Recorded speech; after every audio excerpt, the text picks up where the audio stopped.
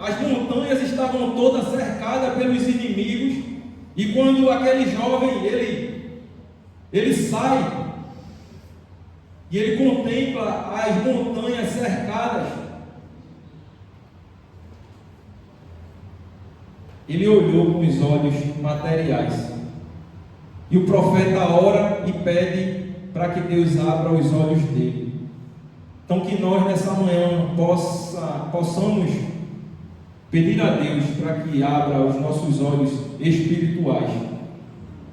Nós somos seres humanos que muitas vezes contemplamos as coisas físicas, mas a promessa de Deus, ela está baseada naquele que crê.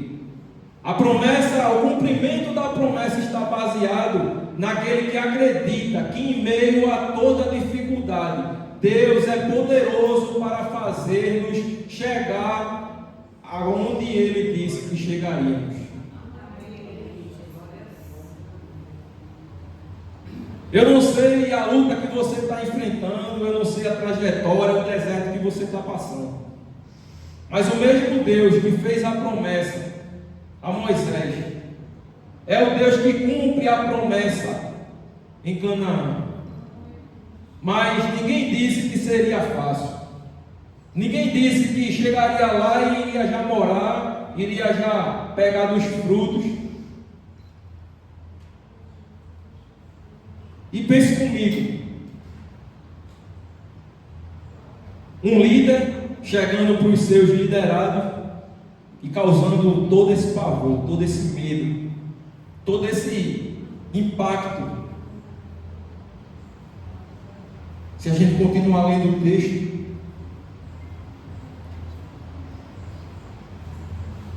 a gente vai ver que aquilo trouxe no meio do povo uma terrível sensação de derrota, uma terrível condição de que eles não iriam conseguir habitar aquela terra. Josué e Caleb, eles permaneceram firmes, entendendo de que não era sobre os gigantes, não era sobre as muralhas, não era sobre as dificuldades ali, mas era sobre o Deus que eles serviam, que era capaz de fazer o que os olhos físicos deles, dos outros 10, estavam enxergando.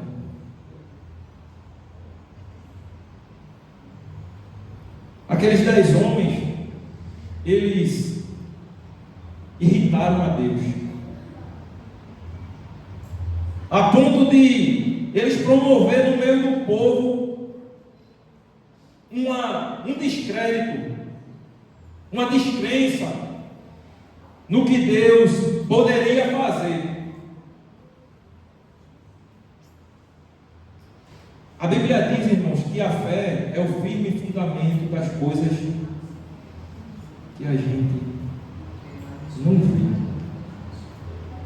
mas é a convicção, olha, do que a gente espera, é a convicção daquilo que eu não estou vendo, mas eu creio que já está aqui, olha.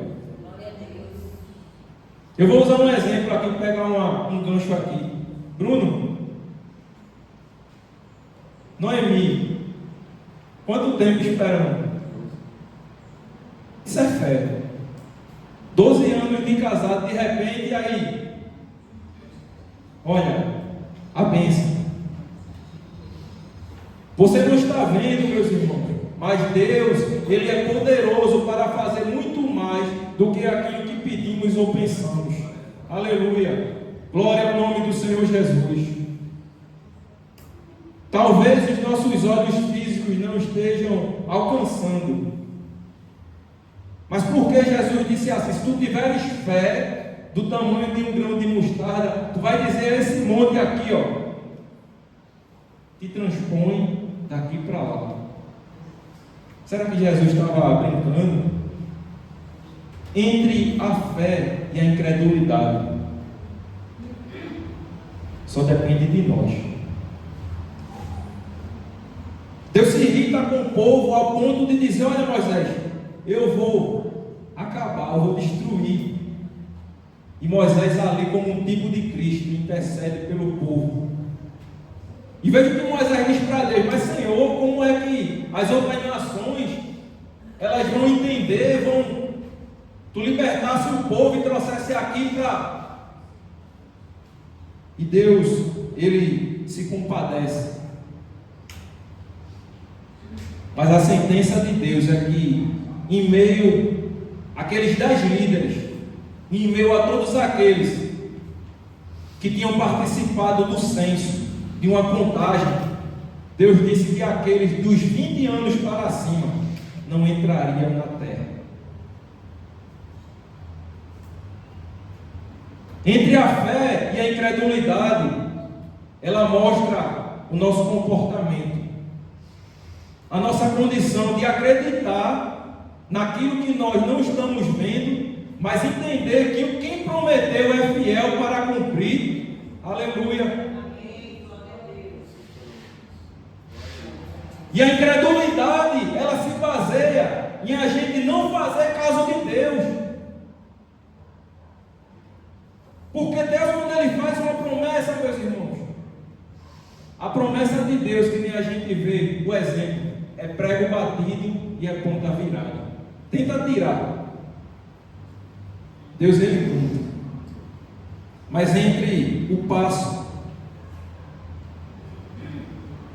da promessa e o cumprimento dela, a trajetória, ela é longa.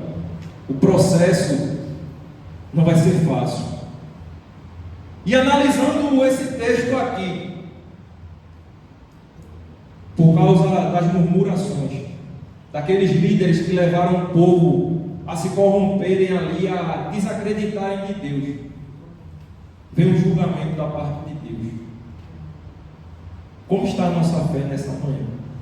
Nós estamos sendo como aqueles dois, Josué e Caleb, que acreditaram que a terra ia ser deles. Ou estamos como aqueles outros 10, que além de não acreditar, ainda causaram rebuliço, descrença no meio do povo. Existem pessoas, irmãos, que eu uso novamente essa palavra, motivacional, que o fato de você conversar com ela desmotiva, porque é só negativo. Olha, não vai dar certo, olha, não vai acontecer, olha, às vezes até você está contando uma bênção, cara, mas ali, aí ele pontua alguma coisa negativa. Misericórdia.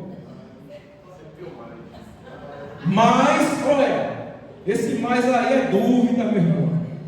Creia no Deus que você serve. Ele é o Deus dos impossíveis. Que Ele é o Deus de coisas grandes. Sabe, domingo o Bruno pregou aqui, o Deus que realiza coisas grandes e extraordinárias. Deus, Ele continua sendo grande, mas muitas vezes nós diminuímos o tamanho de Deus e se baseamos em Deus como pelo tamanho da nossa fé e até o tamanho da nossa incredulidade.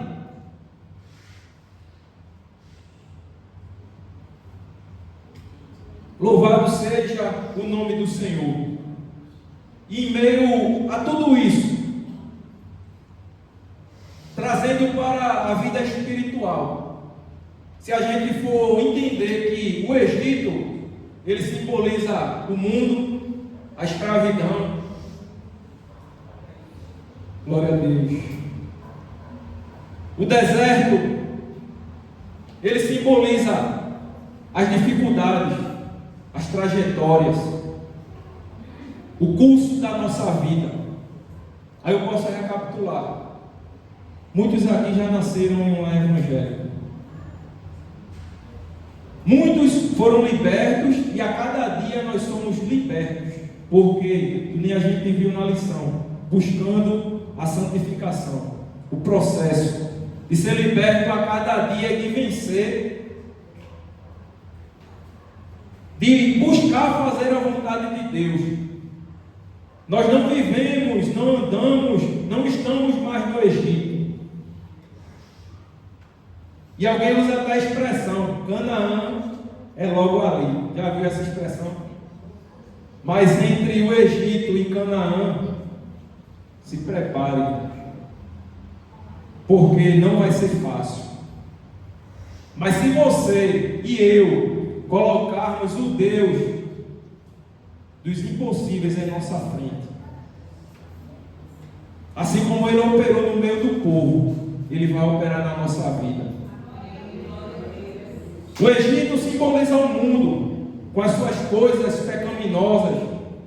O deserto simboliza a trajetória do povo, em que, quando a escassez chegava, eles buscavam a Deus e Deus, toma. Mas logo depois eles estavam, Moisés, olha. E Canaã, ele é a terra que mana leite e mel. Canaã, meus irmãos, é a terra que Jesus disse que prepararia para nós. A Canaã espiritual, a Canaã celestial. Mas até que essa Canaã chegue, o deserto aqui vai continuar sendo de sol castigante. Mas em meio ao sol castigante, Deus tem nuvem para nos proteger. Em meio aos perigos, Deus tem coluna de fogo